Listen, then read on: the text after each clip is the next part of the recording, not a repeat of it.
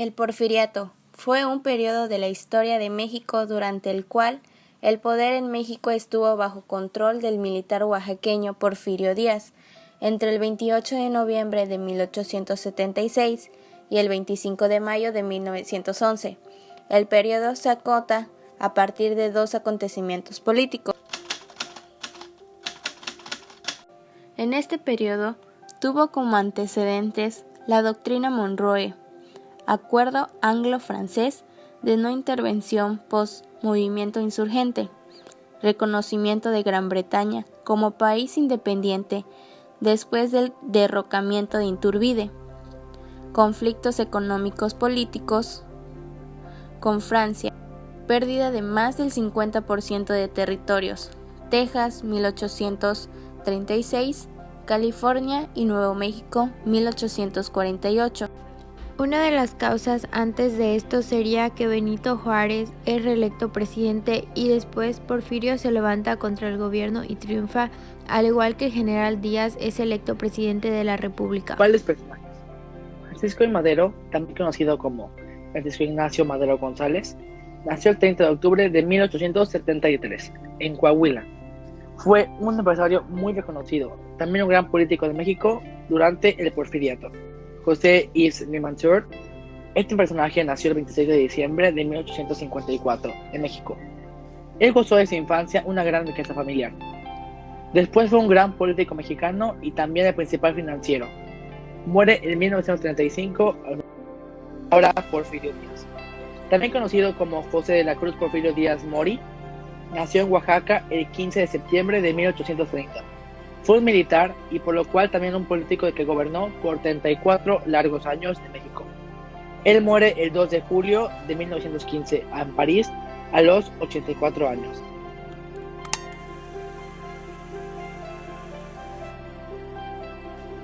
El régimen de Porfirio Díaz empezó en 1876 y culminó formalmente con su renuncia en 1911. En total, el caudillo duró 31 años formalmente en el poder y 35 dirigiendo el destino.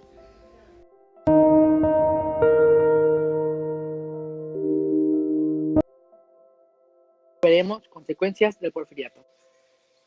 La estabilidad política.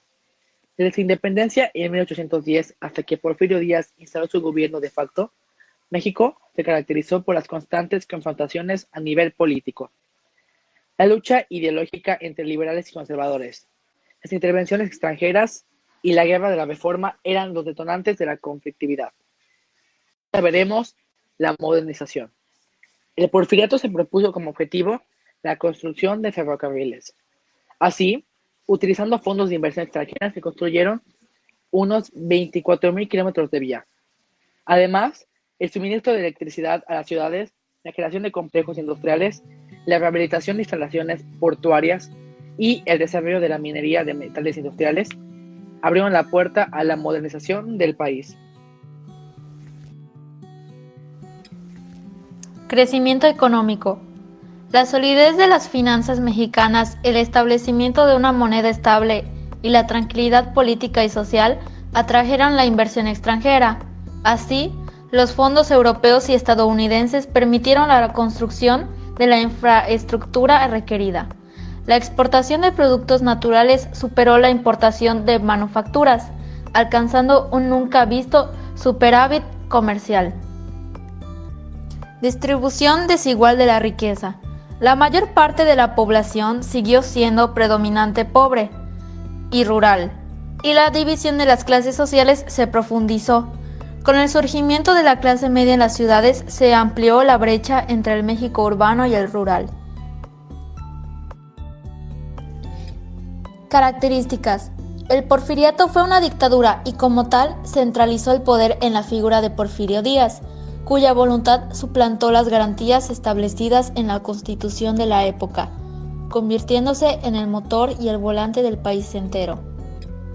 Esto fue posible porque era sumamente popular entre la clase militar, así que reformó a su antojo al ejército y subordinó a ellos a la Policía Federal y a una policía rural, con las cuales mantuvo el orden en todo el país. Esto no impidió que hubiera rebeliones, levantamientos, protestas y conflictos, pero ninguno logró hacer tambalear al gobierno.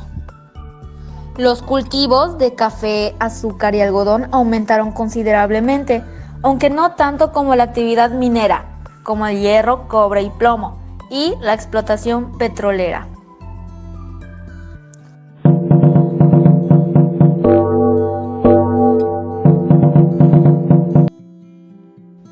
Datos curiosos.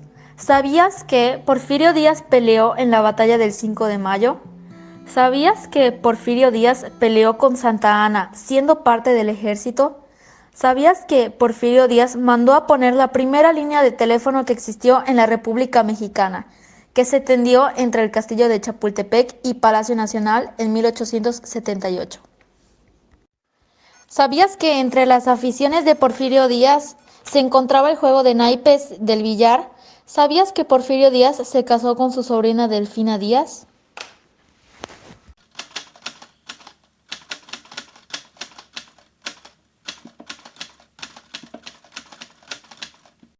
Se ha llamado República Restaurada al periodo comprendido entre 1867, año en que terminó el imperio de Maximiliano, y 1876, cuando daría comienzo a una nueva etapa en que la historia se registrará como el Porfiriato. Durante los 9 años transcurridos entre 1867 y 1876, se sucedieron los gobiernos de Benito Juárez, primero 1867-1872, y el de Sebastián Lerdo de Tejada, después 1872-1876, con características muy similares.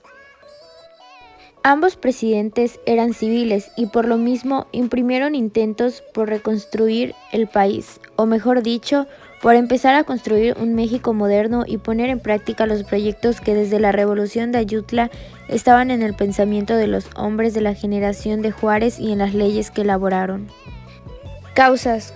Con la derrota del Segundo Imperio a manos de los republicanos mexicanos, inició una etapa de México conocida como la República Restaurada, que comienza el 15 de julio de 1867 con la entrada de Juárez y su gobierno a la Ciudad de México. Los personajes principales de este tema son Benito Juárez y Antonio López de Santa Anna. ¿Cuánto duró la República Restaurada? Durante los 9 años transcurridos entre 1867 y 1876, se dio el gobierno de Benito Juárez, que el primero fue 1867 a 1872, y el de Sebastián Lerdo de Tejada después de 1872 a 1876, con características muy similares. Como característica, su objetivo prioritario era atraer el capital extranjero para conseguir los siguientes proyectos, que era fomentar la agricultura, para lo cual se pretendía introducir nuevos cultivos, incorporar a la producción otras zonas del país aún no explotadas, sobre todo en el norte y el sureste, y aplicar técnicas de cultivo semejantes a las que se realizaban en Estados Unidos. Y sus características en aspecto social. En el orden social, el gobierno de Juárez proyectó una política poblacionista que pretendía atraer la inmigración de europeos, como ocurrió en Estados Unidos y en Argentina, pero esto no pudo realizarse porque en el extranjero se desconfiaba de la seguridad interna de México, y los europeos no encontraban aliciente alguno para venir a radicar a un país tan conflictivo. Datos curiosos. Benito Juárez tuvo al menos 2 hijos con una mujer de su pueblo, a quien desconoció al contraer matrimonio con Margarita Maza. La esposa de Juárez era hija adoptiva de Antonio Maza, quien fue su patrón, pastor y sirviente de casa de sus suegros. La estatua de Benito Juárez en el Palacio Nacional está elaborada con metal fundido de los cañones que los liberales le arrebataron a los conservadores. En el país hay 4.516 calles que llevan su nombre. Gracias a Juárez, el 12 de diciembre es fiesta nacional en honor a la Virgen de la Guadalupe. Consecuencias. El surgimiento de 2 gobiernos, el de Benito Juárez, que defiende el orden constitucional, y el de Félix Zuluaga, opta por su destrucción. Se mejoraron caminos carreteros, se expusieron a los jesuitas y se obligó a abandonar los conventos a las monjas de San Vicente de Paúl. Propuso la Constitución de 1857. Se inició la construcción de la Vía de México a Veracruz y se creó el Senado.